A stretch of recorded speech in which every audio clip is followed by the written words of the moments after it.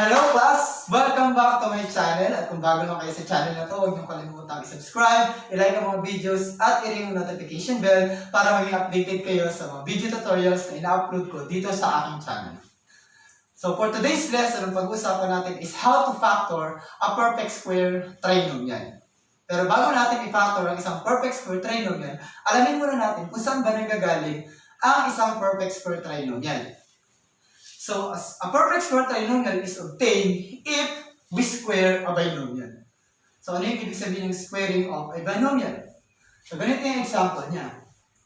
So, we have here a plus b raised to the power of 2 or the square of a plus b. So, yan po yung square of binomial. And meron tayong pattern kung paano tayo kumukuha or nag-multiply ng square of binomial. So, we square the first term, that is a squared. And then, we multiply the terms a times b and multiply it by 2. Kaya naging 2ab. And for the last term, we multiply or we square the second term. And b squared is, of course, b squared. So, we will apply the formula or the format in squaring a binomial para at least alam natin kung saan nanggagaling yung perfect square trinomial. So, we have here x plus 1 squared. So, following the pattern, we square the first term, which is x, and that is x squared. And we multiply each term, or the first and the second term, by 2. So, multiply natin yung first and second, tapos i-multiply ulit natin sa 2. So, x times 1 is x, times 2 is 2x.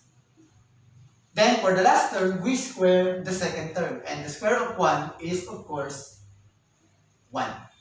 So, ganyan po kumuha or ganyan tayo mag-square ng binomial. So, another example is a minus 2. So, squaring the binomial a minus 2. So, the first thing you will do is to square the first term, a squared. Pag in-square natin yung a, the result will be a squared. And then, multiplying the first and the second term, we have a times 2a or a times negative 2 is negative 2a. Times 2, negative 4a. Plus, negative 2 times negative 2, since i-square natin yung last term, magiging positive 4. So, that is how you square a binomial. So, ngayon, yung mga result ng product ng square of binomial, ang tawag sa kanila ay perfect square trinomial. So, ibig sabihin, kapag magpa-factor tayo ng perfect square trinomial, ang magiging itsura niya is the square of binomial. So, paano naman tayo ngayon magpa-factor ng isang perfect square trinomial? So, let's have this example.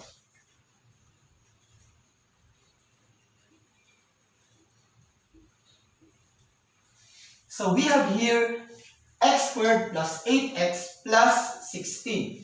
So, hindi natin alam kung siya ay perfect square trinomial. So, paano ba natin ma-check kung ang isang trinomial ay perfect square? So, ganito po yung technique kung paano siya i-check. Una niyong gagawin is, kunin niyo lang yung square root ng first and last term.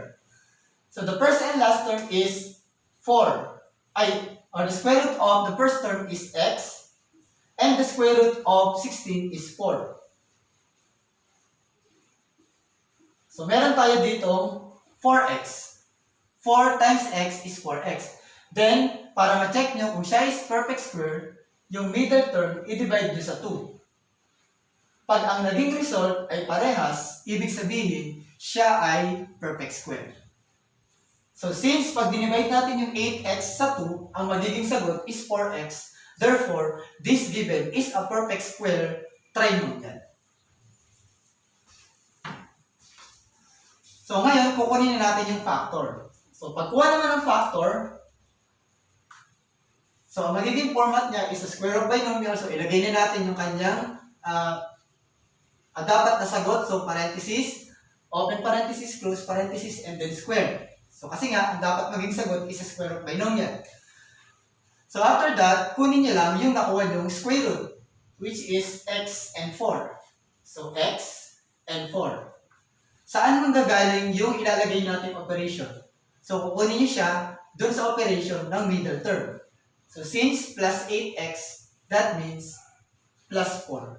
And that is the factor of x squared plus 8x plus 16, which is x plus 4 squared. So another example is